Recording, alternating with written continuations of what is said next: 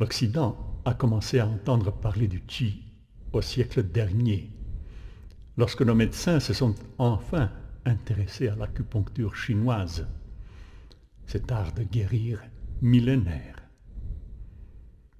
Toute la médecine chinoise est fondée sur la notion de qi, qui a été considérée par les Occidentaux comme un postulat purement théorique jusqu'à une époque toute récente. C'est l'introduction de l'anesthésie par acupuncture dans les interventions chirurgicales les plus hardies, à cœur ouvert par exemple, qui a confirmé la réalité du qi. Il existe toujours un petit nombre de sujets qui ne peuvent pas être anesthésiés par l'acupuncture, quels que soient les points choisis et les méthodes de stimulation employées. Ce sont des personnes dont l'acupuncteur ne peut pas mobiliser le qi. La réponse par le qi du patient est la condition sine qua non de l'anesthésie par acupuncture.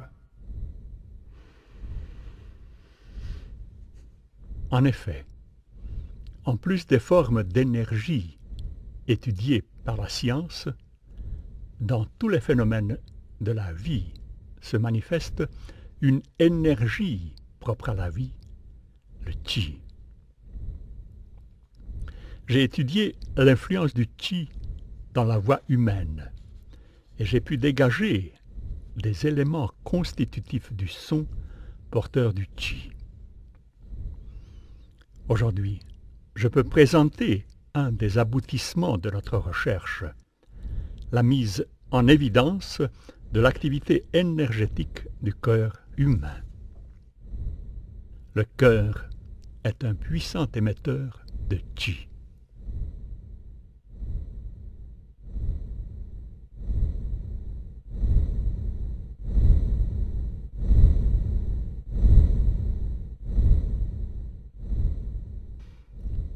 Vous écoutez les battements de mon cœur. Eh oui, par les moyens de la technologie moderne, nous avons pu enregistrer le bruit que font les pulsions de mon cœur 45 fois par minute.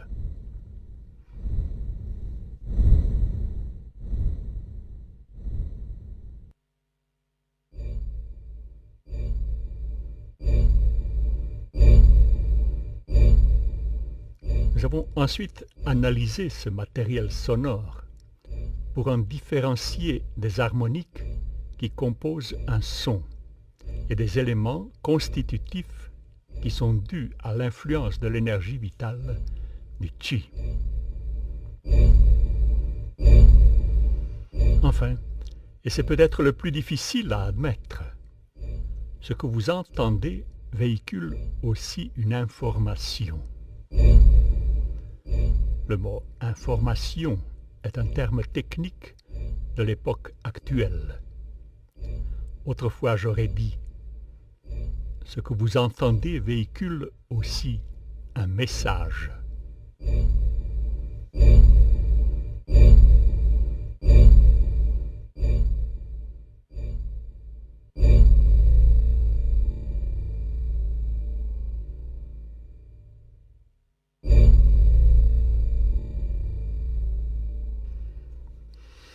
La machine, pour moi, malgré ses merveilleuses possibilités, l'ordinateur n'est toujours pas autre chose qu'une machine.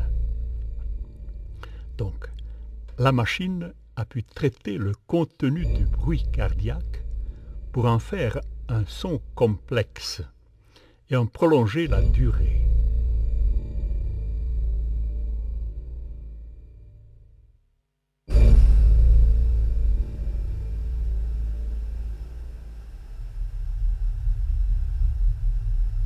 Nous avons ensuite isolé un son fondamental qui est richement chargé de qi.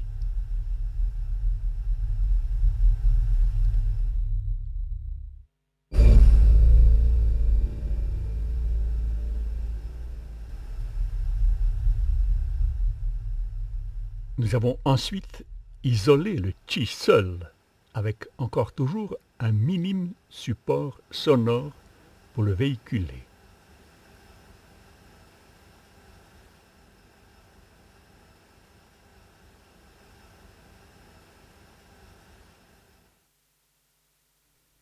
Voici enfin le chi seul qu'émettent les haut-parleurs en silence. On ne peut pas entendre le chi, mais avec un peu de préparation et un minimum d'entraînement, on peut le sentir avec les mains.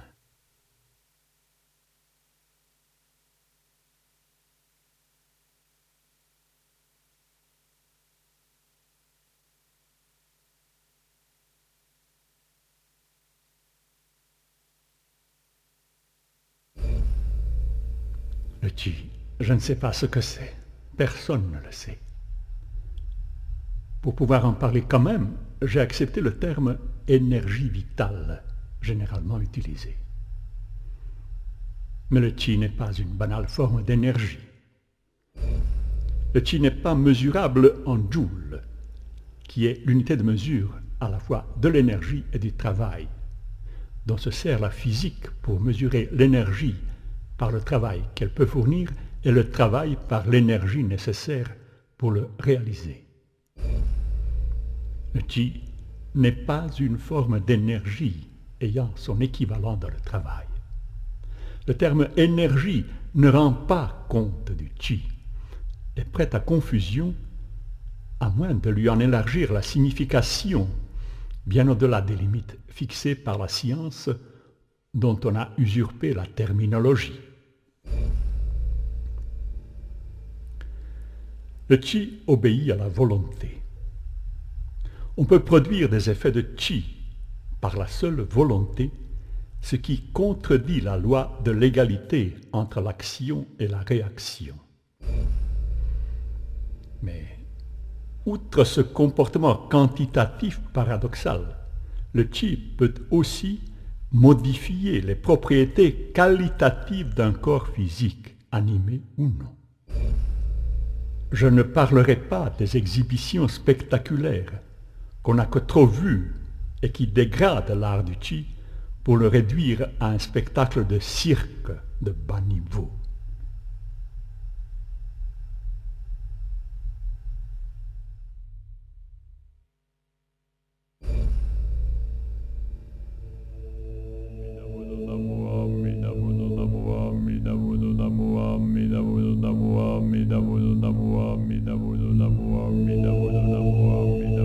Ce n'est pas pour en arriver là que pendant des siècles, les hommes en Orient se sont retirés du monde pour s'enfermer dans des monastères où ils se sont imposés une vie de discipline et de privation afin de chercher dans la solitude et le dénuement. Et ils ont trouvé. Ils ont atteint les sommets de la connaissance.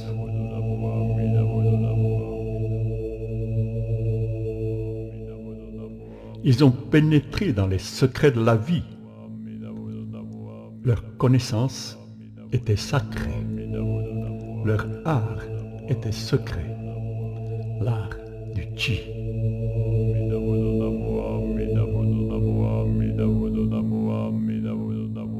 Cet art que nous pouvons apprendre nous aussi, grâce à la générosité de quelques maîtres de notre époque qui ont levé le secret.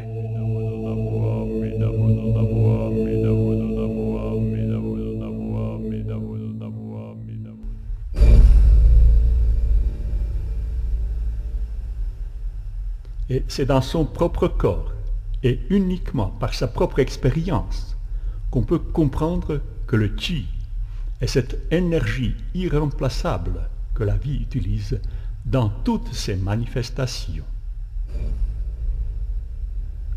Le chi est une composante de la vie même, son instrument de communication, d'appel de vie à vie, de message muet, porteur d'amour. C'est l'instrument de l'intégration consciente dans cet immense élan de joie qu'est la voie de la vie.